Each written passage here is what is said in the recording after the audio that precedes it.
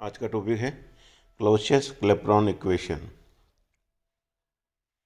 Clausius Clapeyron ने हमने जो पहले प्रावस्था संतुलन वक्र पढ़ा है, फेज इक्विलिब्रियम कर्व, चित्र 3.82 जो आपने देखा था, एक बार फिर मैं आपको समझा दूं। यहाँ पे क्या था वो चित्र। एक्स और वाई एक्सिस पर हमने दाब और ताप लिए थे और ये फेज इक्विलिब्रियम कराया था। इधर कोई भी पदार्थ है उसकी अवस्था एक थी, इधर और दो थी। इस कर्व पर दोनों अवस्थाएं संतुलन अवस्था में थी, यानी इस पर जितने भी बिंदु हैं, जैसे हम यहाँ पे एक बी ले लें और एक सी बिंदु ले लें। बी पर ताप है टी और दाब है पी। इसी तरह से सी बिंदु पर टी प्लस डी टी हो जाएगा और इधर पी प्लस डी पी। और इधर फर्स्ट फेज के अंदर प्रति अणु गिब्स ऊर्जा G1 है और इधर G2 है। तो इस बी और सी वक्र पर G1 इजिकल टू क्या होगा, G2 होगा। ये हमने पढ़ा था।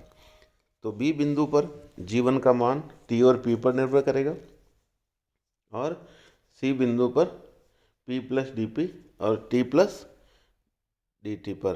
तो इस तरह से इनकी जो इक्वेशन है P और T के मध्य इस वक्र की, वो हमें निकालनी है और उसी को हम क्लॉसियस क्लैपेरॉन समीकरण कहते हैं। देखिए क्या कैसे करेंगे इसको। तो इस चित्र से जो कि प्रावस्था संतुलन वक्र था, इस समीकरण पी और टी को हम अवकल समीकरण आएगी, उसको क्लॉसियस क्लैपेरॉन समीकरण कहेंगे। माना प्रावस्था संतुलन वक्र पर अल्पांश दूरी पर कोई दो बिंदु पी और सी हैं। बी बिंदु पर G1 इजिकल टू G2 और बी बिंदु पर ताप था T और दाब था P, इसलिए G1 को भी ब्रैकेट में हम T और P लिख रहे हैं और G2 के ब्रैकेट में भी T और P, यानी ये ताप और दाब पर निर्भर करता है। इसी तरह से C बिंदु पर ताप हो जाएगा हमारे पास T प्लस डी टी और दाब हो जाता है B plus P plus D P. तो G1 इस तरह से T प्लस डी टी और P प्लस डी पी का फलन होगा और G2 भी इसी तरह से इसका फलन होगा, लेकिन G1 इजिकल टू G2 होगा। तो हमारे पास इस तरह से दो समीकरण आ गई। G1 ये तो समीकरण एक हो गई और ये समीकरण दो हो गई। लेकिन जिससे हमें, अगर ये जो G1 का मान है TP पर और ये जो C बिंदु पर G1 का मान है T प्लस डी टी का फलन है, ये इससे कितना अधिक है वो मान लिया DG1 है और ये इससे DG2 है। लेकिन हम जानते हैं G1 इजिकल टू G2 होता है, इसलिए ये दोनों कट जाएंगे और हमारे पास क्या बचेगा, DG1 इजिकल टू DG2। तो प्रत्येक प्रावस्था के लिए जो परिवर्तन है DG का मान गिब्स फलन G की परिभाषा से हम ज्ञात कर सकते हैं। गिब्स फलन हमने पढ़ा था, E ऊर्जा है, T ताप है, S एंट्रोपी है, P दाब है और V आयतन है। तो IV अवस्था के लिए जो गिब्स ऊर्जा का मान है उसको हम इस तरह से लिख सकते हैं। और हमारे पास दो फेज हैं, I इजिकल टू 1 और I इजिकल टू 2। और प्रति अणु गिब्स ऊर्जा का मान क्या होता है, कुल ऊर्जा गिब्स GI, उसमें कितने अणु हैं, Ni है IV अवस्था में, तो उसका भाग दे दें तो ये हमारे पास समीकरण आती है। और इसको GI अपॉन को स्मॉल G1 GI, इस तरह से ये समीकरण जो आ रही है एप्सिलॉन I आंतरिक ऊर्जा को बताएगा और ये VI आयतन को बताएगा, SI एंट्रोपी को बताएगा। तो इस समीकरण की सहायता से हम इसका यदि अवकलन करें तो DGI ये आ जाएगा हमारे पास। एप्सिलॉन I का ये T जो लिख रखा है ये गलत है ऊपर, ये एप्सिलॉन I होना चाहिए, करेक्शन कर लें आप। तो ये समीकरण हमारे पास, और यहाँ पे T ऐसा ही हो गया। ऐसा ही एक बार आई एस को कांस्टेंट रखा dt के साथ, P को कांस्टेंट रखा V के साथ और V को कांस्टेंट रखा P के। तो हमारे पास इस तरह से ये 5 पद आ गए। लेकिन ऊष्मागतिकी का जो प्रथम और द्वितीय नियम है उससे हम जानते हैं, प्रथम नियम से dq इजिकल टू क्या होता है, आंतरिक ऊर्जा में परिवर्तन, यानी DE या डी एप्सिलॉन प्लस dW जो कि PdV के बराबर होता है और dq को हम TdS लिख सकते हैं। तो TdS इजिकल टू ये जो समीकरण आ रही है वो दोनों समीकरणों को, प्रथम और द्वितीय नियम को संयुक्त रूप से लिखने से आ रही है और इससे हम DGI का मान यहाँ से निकाल सकते हैं। ये ऊपर जो समीकरण है उसमें TdSI ये है और वो d एप्सिलॉन I से और PdV से कट जाएगा। तो हमारे पास केवल SI और VdP दो पद बचेंगे। इसको समीकरण 3 में रखें तो हमारे पास ये I इजिकल टू समीकरण 5 को, है ना, ये समीकरण 5 है, DG आएगी। इसको समीकरण 3 जो लिख रहे हैं हमारे पास, DG1 इजिकल टू DG2। तो पहले I इजिकल टू 1 रखेंगे तो DG1 आ जाएगा, I इजिकल टू 2 रखेंगे तो DG2 आ जाएगा। इसमें फिर DP और DT के पदों को एक साथ लिख दें तो ये dP/dt यानी जो P और T में जो वक्र था उसका ढाल आ गया H2 - S1 upon V1 - V2। H2 - S1 क्या है? प्रति अणु एंट्रोपी में जो परिवर्तन है और उसके आयतन में परिवर्तन, उसका अनुपात आ गया। तो चूंकि प्रवस्था परिवर्तन पर पदार्थ द्वारा ऊष्मा का अवशोषण या उत्सर्जन होता है, जिसे हम गुप्त ऊष्मा कहते हैं।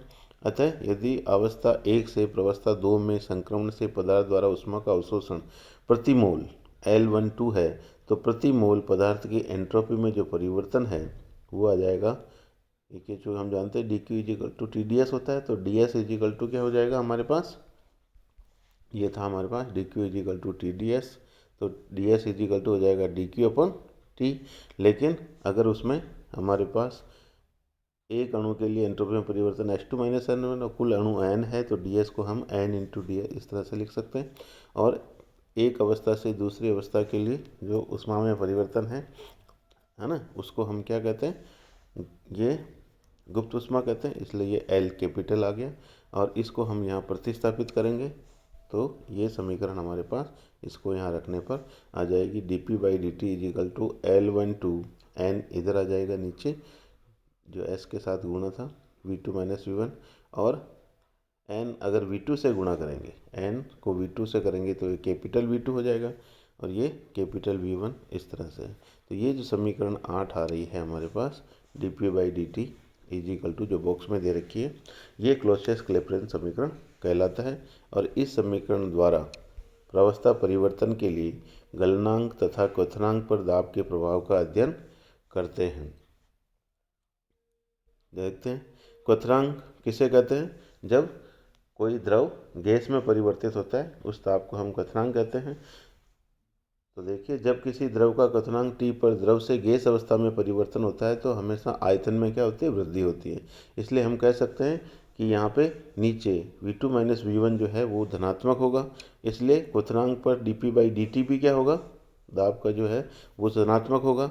और इस तरह से हम कह सकते हैं कि P और T में जो खींचा गया ग्राफ है, अगर स्लोप धनात्मक है तो ये इस तरह से आएगा, और क्वथनांक में वृद्धि होती है तो क्वथनांक घटाने पर वृद्धि होगी। दाब वृद्धि करने से उसके क्वथनांक में वृद्धि होती है तथा घटाने पर क्वथनांक घटता है, यानी एक दूसरे के दोनों समानुपाती हो गए। एक का मान बढ़ता है तो दूसरा भी बढ़ेगा, और एक का घटता है तो दूसरा भी घटेगा।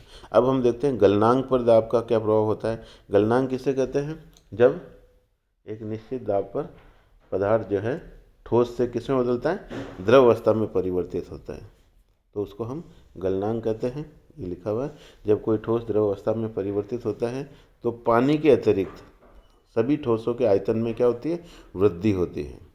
L, T तथा डेल्टा V तीनों स्थिति में धनात्मक होते हैं।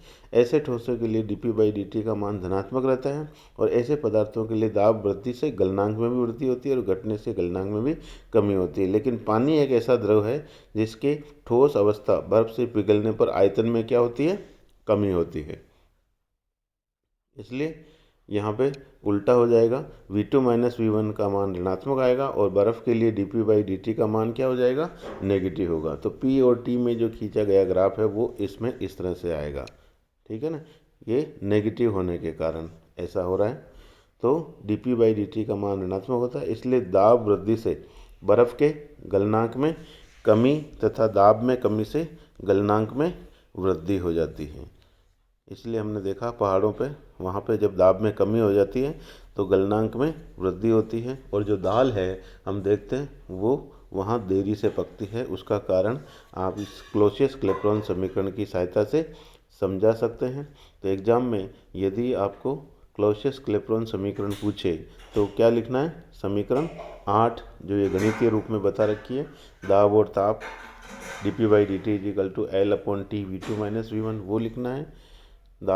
ताप के साथ परिवर्तन की दर का जो समीकरण है, अवकल समीकरण, ये क्लॉसियस और क्लैपेरॉन ने दिया था। इसको क्लॉसियस क्लैपेरॉन समीकरण कहते हैं। धन्यवाद।